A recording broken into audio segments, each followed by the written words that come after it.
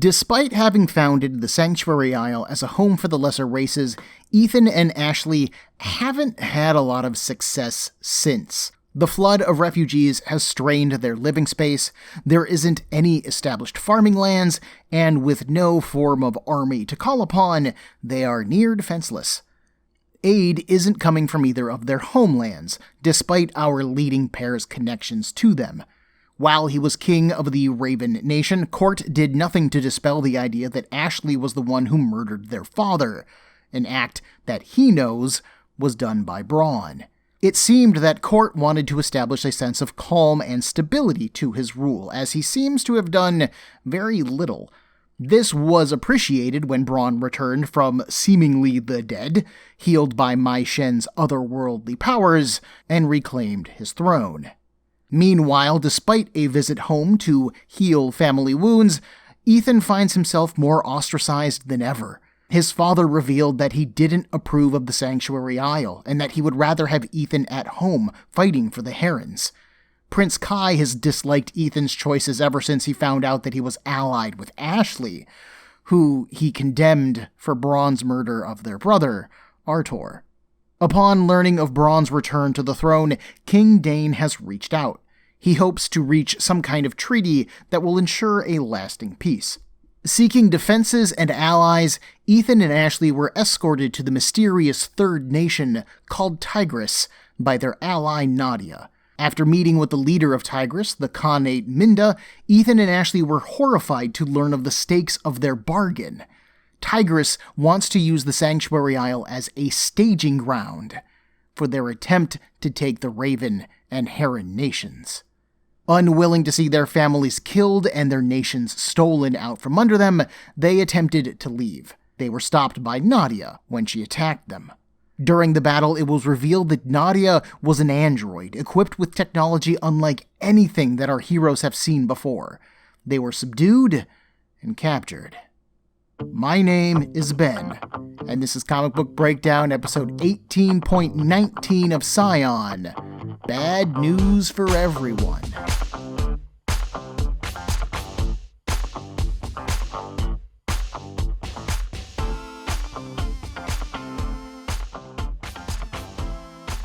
Issue 33 sees the return of Jim Fern as our penciler, with series mainstays Don Hillsman II and Jason Keith on inks and coloring respectively.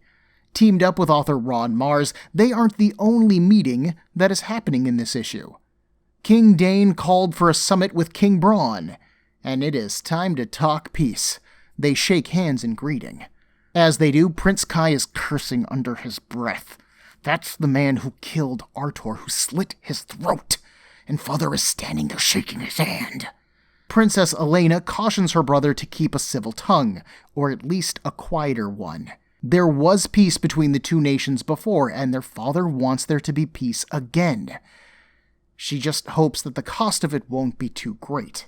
So that's Mars continuing to push this background story forward and reestablish the basics of it. Nothing amazing here, nothing terrible here, just some solid storytelling. We then bounce to Ashleigh's location, which is inside of a glowing energy cage in some kind of black space. She's waking up after being electrocuted by Nadia, and Ethan is relieved. She has been out for a while. He is kept in his own cage, nearby, but almost just out of reach. They recap what they know, and Ashleigh suggests that Ethan use his power to free himself. But he summons his sword and passes it through the energy bars. It does nothing.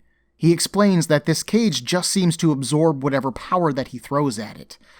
He's useless.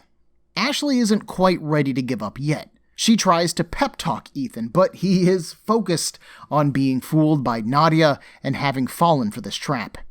Just in case they don't make it out of here, he needs to tell Ashleigh something. This hasn't been a proper courtship, and he knows it, but he loves her.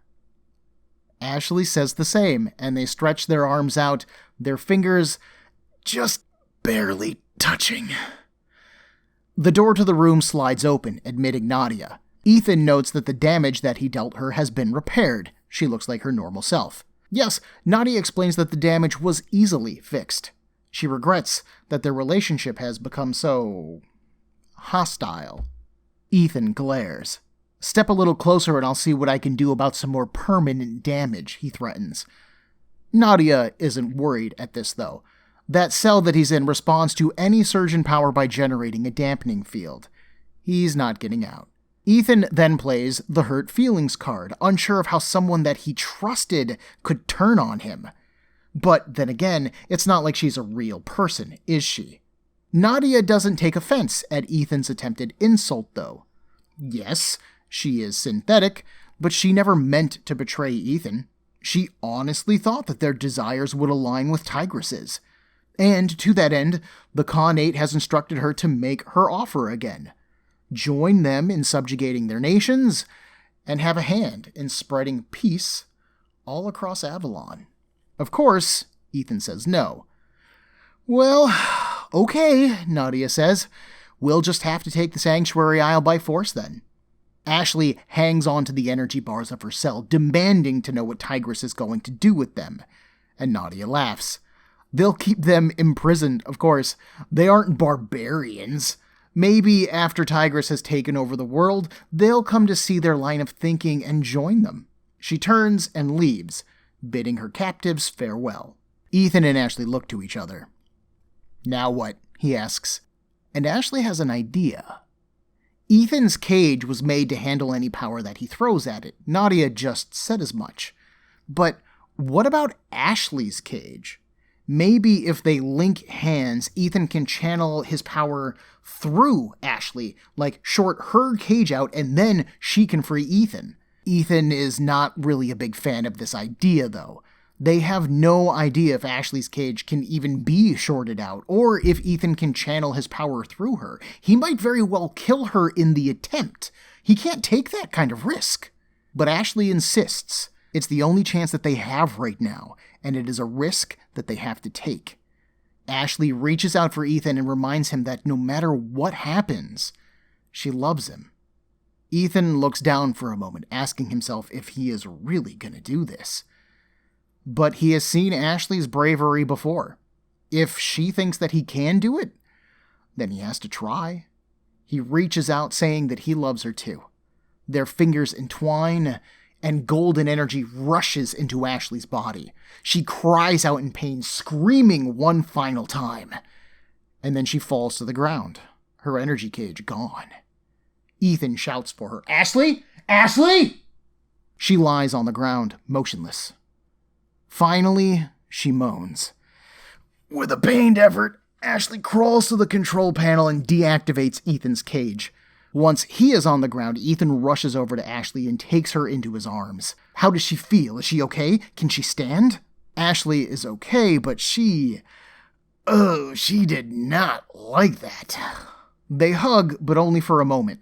Overloading the cell like that must have triggered some kind of alarm or systems alert, and sure enough, Nadia and two tall robot sentries charge into the room.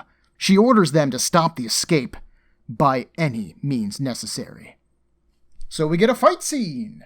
There's some good back and forth throughout. Like, for a moment, it looks like Ashleigh is going to get captured again, or like Ethan might have to leave her behind just so that he can escape. She even actually encourages him to do so. But he extends his sword, and I mean like he just increases the overall length of his sword, stabs her captor, and thus he frees her. Eventually, he faces Nadia again, who tries to use the sonic weapon that we saw back in issue... I don't even remember anymore. That we have seen previously in an issue to disorient Ethan. He pushes through the effect, though, and he slices Nadia's head off. It bounces on the floor, and her eyes go blank. Ethan and Ashleigh escape, aiming to steal a Tigrisian boat and get home before something terrible happens. Across the Great Sea, in the Ravenlands, we return to the Peace Summit. Kai is busy complaining about how long this process is taking, although we all know that he is just unhappy to be there in general. The doors to the inner chamber open, revealing the two kings. They give a nice speech, Bron taking the lead before passing it over to Dane. Basically, they had peace before, and they shall have peace again, is the gist of it. This war was started because of blood, and it will end with blood.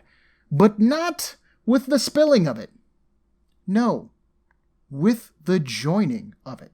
King Dane announces that Princess Elena will marry King Bron, cementing the peace between their great nations. This was the second thing about Scion's third year that I remembered. I don't really recall how this plotline shakes out, nor did I remember how we got to this point until the breakdown, though. It is a pretty clever idea on Bron's part, assuming that this is actually his idea. Political marriages have always been a tool of royalty and have often been used to bring enemies together. I am a little surprised that Bron is willing to go through with it. If/when King Dane dies, Prince Kai would still be the one who inherits the Heron Kingdom first. If Ethan then isn't removed from the line of succession, he could also have a claim to the throne as well.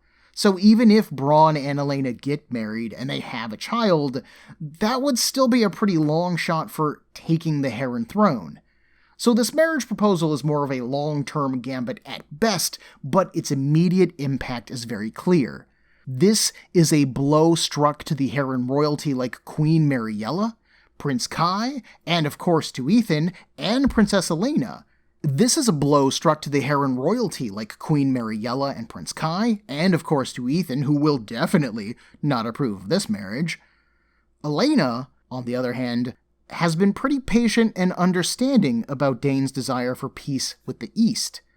She seems quietly unhappy about all of this, but she has also been supportive of her father as their king, if not as their father.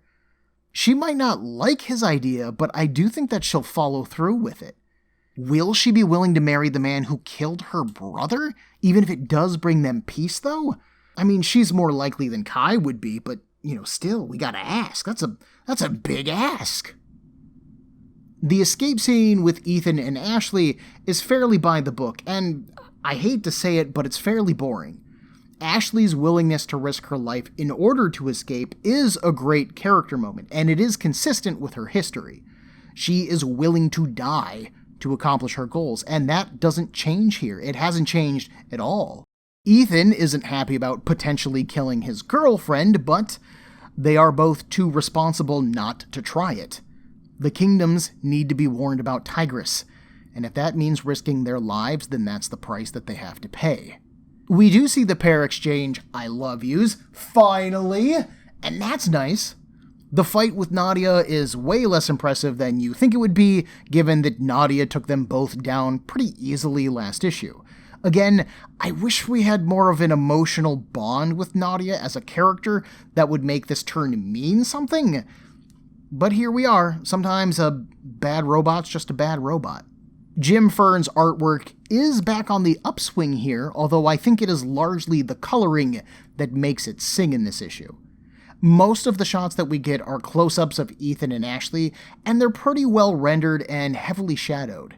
There isn't a lot of backgrounds in this issue, as a lot of Ethan and Ashleigh stuff happens in a black void, or the camera is so close up to their faces that you can't see anything behind them at all. It feels a bit like cheating, as the characters just aren't as well rendered as Jim Cheung's iterations, which feels like justifies the lack of backgrounds. Again, the artwork in this isn't bad, but it is not up to the level that I want Scion to be at either. Issue 34 switches up the art team again. We still have Mars writing and Fern drawing, but this time Jay Leiston handles inks and Laura Villari did the colors. So expect a totally different looking book. The issue opens in a flashback? Ethan and Bron are back on the tournament sands, facing one another down. They are missing their holographic ceremonial armor, but they fight anyways. Bron swings his glowing red blade, slashing Ethan across the chest. The young man drops to his knees. "First blood to Bron," he says. "Congratulations." But Bron isn't done yet. He stares at Ethan, consumed with anger, and he chops his sword down, beheading Ethan.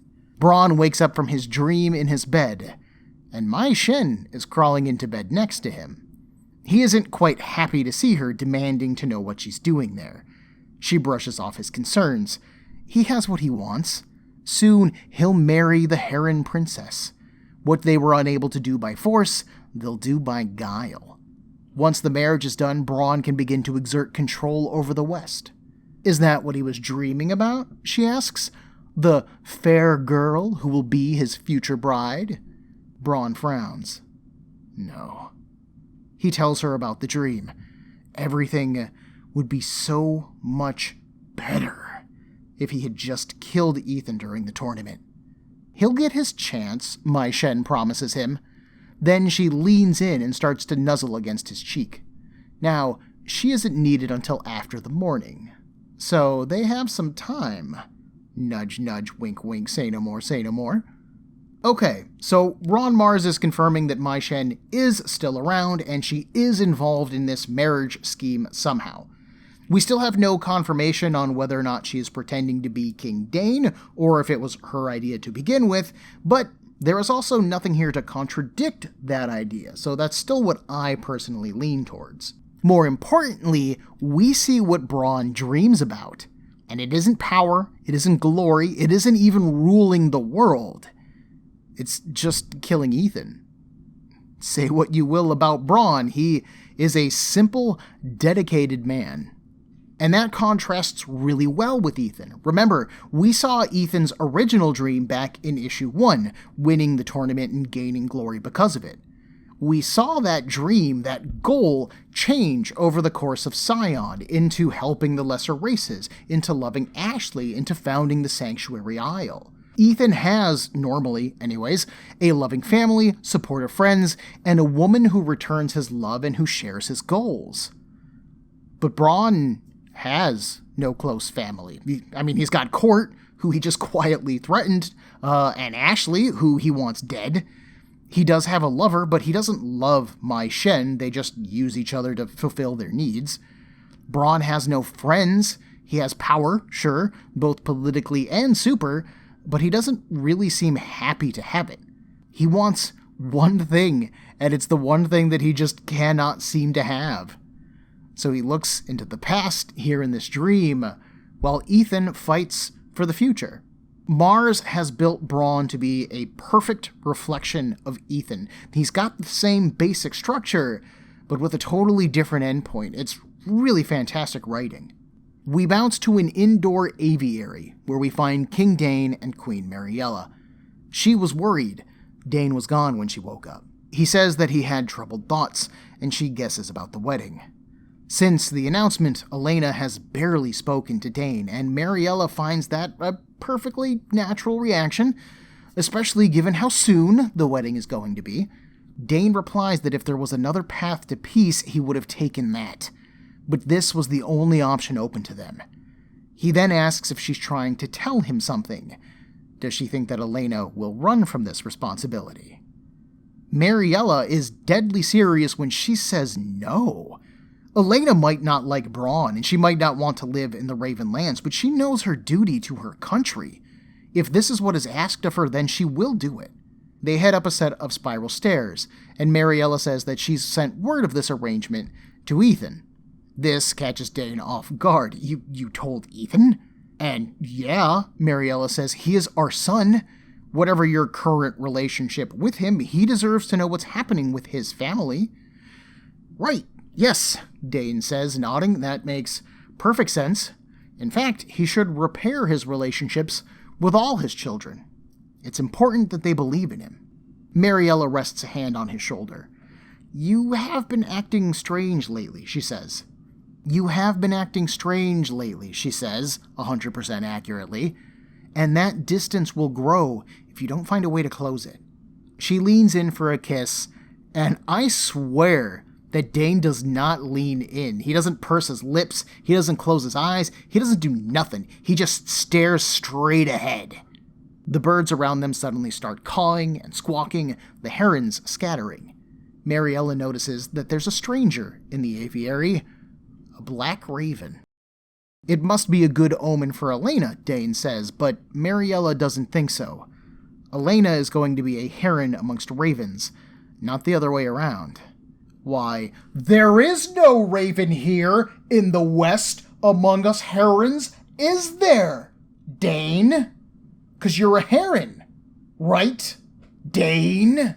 So either Mai Shen is pretending to be King Dane, or that is one hell of a misleading scene. Like, we have clues galore that something is up with Dane. We even have his wife noticing that he seems like a stranger. We've got lone ravens hanging out with the herons. This is like Scion the doublespeak one-shot right here. I am really torn on the artwork as well. The line work in this issue is much crisper, much thinner than the last issue, which I really chalk up to Leiston's inking. And the coloring is really nice, too. Dane and Mariella are actually drawn to look decently old. Like, Chung's renditions of them had them as older people, but they were both fairly handsome and pretty beautiful still. Somehow, Fern's version of them looks older, but still, like, accurate to them. They're on model, but they look more, maybe realistic is the term I'm looking for. And like, Jim Fern's artwork here is not super realistic, but it is slightly less cartoony than Jim Chung's stuff. You know, Chung's artwork in general is more cartoony, so that might be the big difference here. When we leave Dane and Mariella, we visit some cliffs. The ocean pounds against their base, and we find Princess Elena staring out over the ocean. A hand clasps on her shoulder, and she turns to find her brother, Kai, behind her. She isn't thinking about doing anything rash, is she? He nods at the water. Oh, come on, Elena says. Don't be ridiculous. She might not be thrilled with the marriage, but she's fine. She was just thinking. She notices the horse with Kai, and it is carrying a large pack and traveling gear. What's up with the horse? She asks. It's for you, Kai says. Take it. Elena refuses, setting off a mild argument between the two. She argues that refusing to follow Dane's decree is no different than Ethan's recent set of decisions, which actually caused Kai to fight his younger brother. How can he approve of her going against their father when Ethan shouldn't have been allowed to, in Kai's mind? Kai argues that she just doesn't understand the thought of her being with Bron, and here Elena explodes. How does he think she feels? She is the one who has to marry him, who's going to have to share his bed, and I do mean that in the explicit sense. Every time that they touch hands, she knows that those are the hands that killed her brother. So don't act like you're the offended party here, Kai. Kai sighs angrily. She's right. And he apologizes. I'm sorry. Elena adds that she is not a fan of this idea, but it is the decision of their king and their father. She has to go through with it. Yeah, their dad, who is acting less and less like himself lately, Kai reasons. This rush to peace, the price that he is willing to pay for it. Maybe it's time for them to ask if something is wrong with their dad. Maybe he has gone. Dane suddenly, instantly appears next to his children. And I am talking from out of nowhere. We have several establishing faraway shots that show that there is no one around this area except for Kai and Elena, and that there is no one approaching them in any way. But here's the king. He looks at Kai. You seemed to be having an interesting discussion. Elena tries to calm things down and play the peacemaker, but you know what? Kai just isn't willing to do that. This needs to be said. And he calls out his dad on selling their nation, his daughter, to the ravens. Dane turns his back on his son. This is what he gets for being so lenient on him. And then he twists, backhanding Kai so hard that he is knocked off of his feet. Towering over Kai, swathed in shadows, Dane tells him that the decision is made, and Kai should not tempt him again, or there will be consequences. Dane then turns to Elena, apologizing for the path that she has been put upon. If there was any other way, he would pursue it. She nods, understanding her role. Maybe she can teach Kai about his then, Dane says, and then he leaves. Elena helps her brother up. Well, he asks, is that the kind of behavior you would expect from our father? Elena doesn't know what to think anymore. You know, honestly, senility is a good perfectly reasonable explanation for Dane's behaviors. Like, outside of us, dear listener, no one really knows about Mai Shen masquerading as burned Rex, so it's not like the Heron family would guess that she is masquerading as Dane. That's just something that wouldn't honestly even occur to them. They don't even know that Mai Shen has superpowers. So senility, or maybe the Avalonian equivalent of Alzheimer's, is kind of a perfect explanation for what's been going on with Dane. I am still putting my money on Mai Shen, though, because this is a comic book, and that's how things work in comic books. This scene, otherwise, is really chilling. Dane hitting Kai is a total shocker, and it feels super out of character and just wrong, like kind of gross. But we also have the first real implication of Elena's fate here. Like, it is kind of easy to forget that even a political marriage comes with the expectations of sex and an heir. And while there have been historical examples of a woman withholding sex from a partner that they didn't want to marry, Bron's got more than enough necessary power to force Elena to comply if she tried. So we do have some implication of rape going on here, and the potential suicide to escape it, which Kai hinted at in the beginning of this scene. So, from out of nowhere, Scion just got flooping dark. But I have to give credit to Mars for being willing to speak to these situations. He isn't explicit about them at all. He isn't shoving them in the audience faces here, nor is he doing it just for the shock value of it. These are real, painful things that have happened in world history and that can happen. And the generally lighter, more heroic, more optimistic tone of Scion makes them hurt to hear about all that much more. This scene was meant to be disturbing in all of its implications, and it really does nail that feeling. We then travel to Tigris, where we catch up with Ethan and Ashleigh during their daring escape. They manage to board a small ship and cast off, dodging laser fire all the while. Finally safe, Ethan turns to check on Ashleigh, and he comments that she has a cut. Her hands brush against her forehead, she does. "Oh, yeah, she does," she says, finally touching the cut. Then she grabs the edge of the wound, and she peels off her face. Holy Jesus! Underneath of it is a silver android body. "Does it look bad?" Ashleigh asks. Ethan jolts awake, mirroring our opening scene with Bron. Ashleigh enters the quarters of the ship, saying that she came to wake him. The island is in sight. They're almost home. Ethan pauses. A year ago, he never would have thought that someone would be saying that to him, much less her. But it's true. The Sanctuary Isle really is their home. As our power couple exits the ship, they go over their itinerary. First, they need to warn the kingdoms about Tigris. Getting them to unite as one is going to be the only way that they can stand against Tigris's level of technology, so, good luck with that, but they kind of have to. They then approach Exeter and Skink after they dock, saying that they have bad news. Exeter promises that their news isn't any better. Bron is alive, he announces, and Skink adds that Elena is going to marry him. And that's where our issue ends. So that dream sequence with Ashleigh, the one where she pulled off her face, God, I loved it. Most of Mars's narrative surprises for, the past year and a half haven't really been all that surprising. Ashleigh as Bron's sister, Ashleigh and Ethan falling for each other, Nadia betraying our heroes, Bron's survival, I would argue Mai Shen pretending to be Dane, these things have all been treated as big surprises by the comic itself, but Mars sets each one up fairly obviously, and often Proto spoils the reveal himself. When we opened the issue that had Bron on the cover and then he was punching his cave, but then dramatically reveals himself to the guards at the Capitol gates, revealing that he's alive, that should have been shocking, but it was all telegraphed because we saw him on the cover. And who else in this world has superpowers other than Ethan? Bron. Boom. This isn't surprising when he does this big reveal. Dramatic, sure, but it's not surprising. But this thing with Ashleigh comes out of nowhere. It is really quick, and it is horrifying, and it's totally unexpected, and I love all of that. I almost kind of wish that this fake out was true.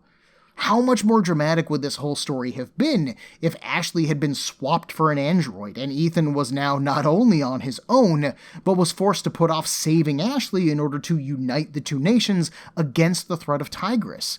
And then maybe Ashleigh could find a way to escape on her own, and then she has an adventure in Tigris where she can sabotage their plans or something. That would be so dope! That would be super cool! But it's a dream, and there go mine. Ethan and Ashleigh make it home safe, they get the bad news, and we move on to the marriage problem.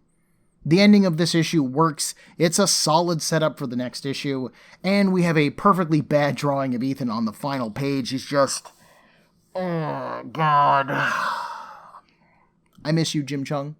Next week, Ethan learns about his sister's wedding, and you best believe that he has some objections. But Ethan's father, King Dane, supports this wedding.